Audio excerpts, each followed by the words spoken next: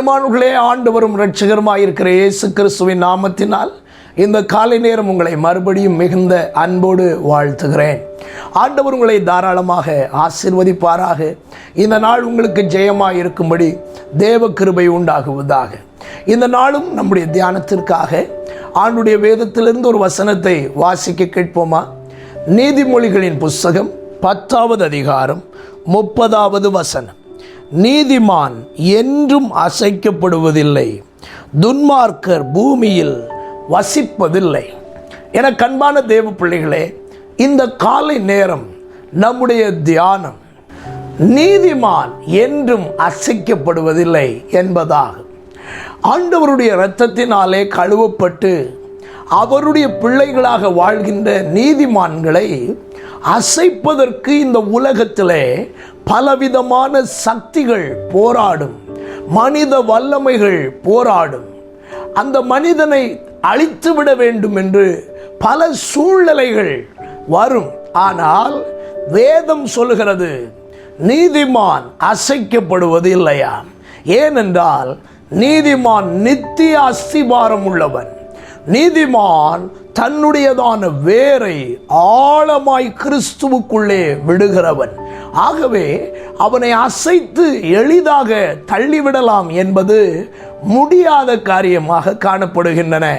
ஆண்டவர் இயேசு உவமையில் சொல்லும் பொழுதே சொல்லுகிறார், நான் சொல்லிய இந்த வசனங்களை கேட்டு அதன்படி செய்கிறவன் எவனோ அவனை கன்மலையின் மேல் தன் வீட்டை கட்டின புத்தி உள்ள மனுஷனுக்கு ஒப்பிடுகிறேன் என்று சொல்லிவிட்டு சொல்லுகிறார்.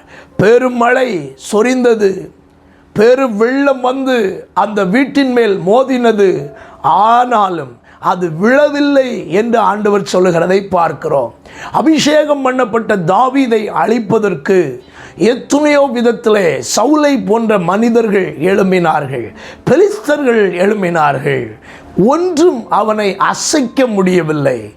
ஆண்டவர் அவரை அபிஷேகம் பண்ணி தாம் எங்கே அவரை அரசாளும்படி வைக்க வேண்டும் என்று நினைத்தாரோ அதுபோல கர்த்தர் அவரை வைத்து வயது சென்று விருத்தியாப்பியன் ஆகிறது வரைக்கும் கர்த்தர் அவரை விட்டு விலகவும் இல்லை, அவரை கைவிடவும் இல்லை.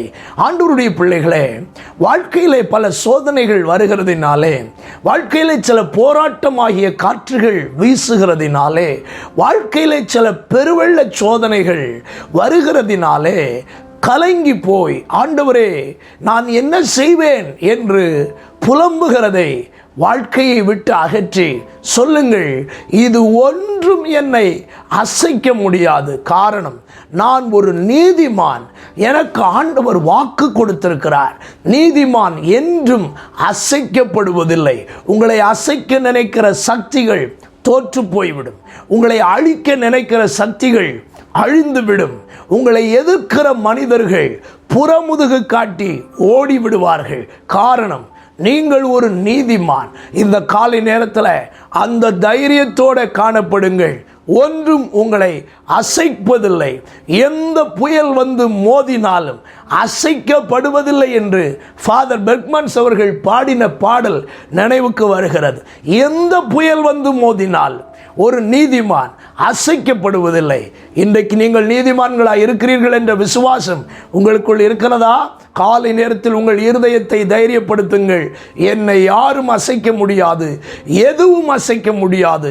கர்த்தர் என் பட்சத்தில் இருக்கிறார், மனுஷன் எனக்கு என்ன செய்வான் என்ற வார்த்தைகளை எல்லாம் உங்கள் உள்ளத்துக்குள் கொண்டு வந்து அசையாத நம்பிக்கை உள்ளவர்களாய் மாறுங்கள். கர்த்தர் உங்களை நிலைநிறுத்தி காப்பதற்கு உண்மை உள்ளவராக இருக்கிறார். நாம் ஜெபிப்போமா?